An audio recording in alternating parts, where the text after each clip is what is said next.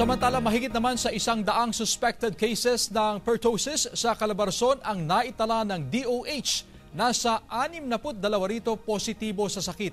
Narito ang report ni Paul Hernandez ng GMA Regional TV Balitang Southern Tagalog.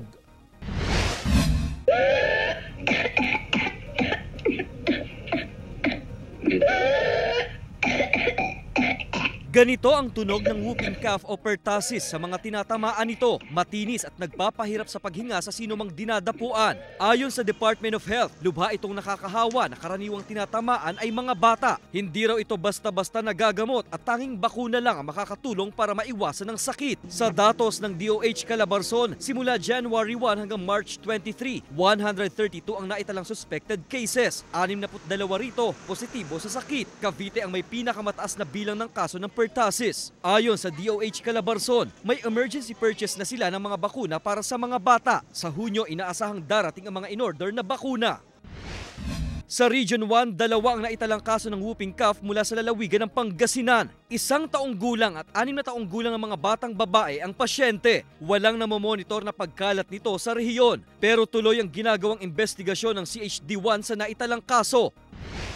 Sa Central Visayas, 6 na mga sanggol edad 0 to 2 months ang naitalang namatay sa sakit simula Enero hanggang Marso ngayong taon ayon sa Regional Epidemiology Surveillance Unit ng DOH-7. Base sa monitoring ng DOH-7, umabot na sa 115 ang suspected cases ng pertussis at 42 ang kumpirmado sa mga ito.